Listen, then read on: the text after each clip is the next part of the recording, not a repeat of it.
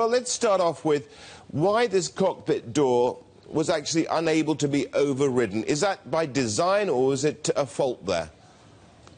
Well, you can imagine, Rishaad, after 9/11, a lot of emphasis was put on the Achilles heel of commercial aviation at that time, which was the unauthorized cockpit entry. So a very complex series of protocols were developed to allow for almost all exigencies.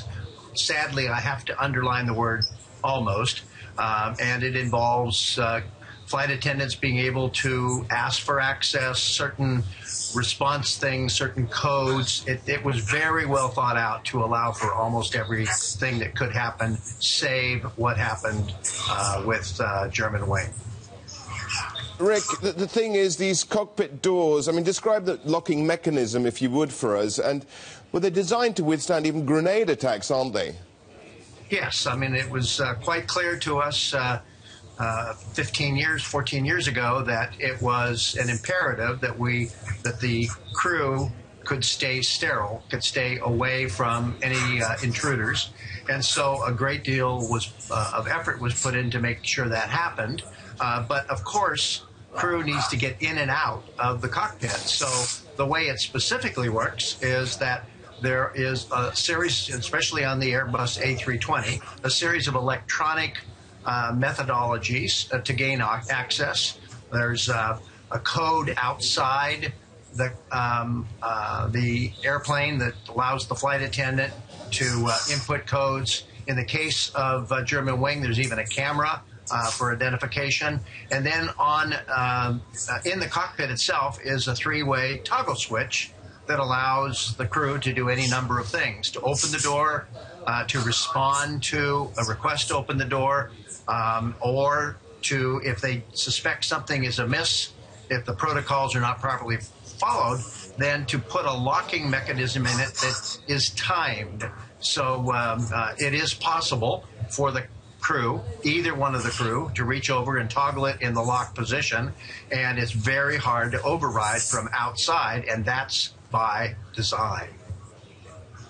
Rick, I mean, the problem is, if you've got a pilot, a co-pilot who's got a death wish, there are any number of ways that you could fly a plane into a mountain, isn't there? So, I mean, are there any safety requirements or, you know, safety, how could I put it, protocols that are, you know, available in, what's it called, instituted in other jurisdictions which were not actually applied in the European Union? Yes, there have been various interpretations of additional safety.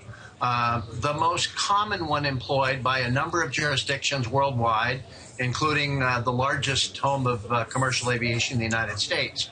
That means that there must always be two crew in the cockpit at any time, locked in there. So if one of the crew needs to leave the cockpit, normally for use of personal time, going to the restroom is the general necessity, then another person goes in to the cockpit at that time. The overall intent of that was not the contemplation of the Germanwings tragedy, but really incapacitation. If there's incapacitation or even any evidence of illness on the part of the remaining pilot in the cockpit, then theoretically the flight attendant could immediately go summon the pilot outside the cockpit.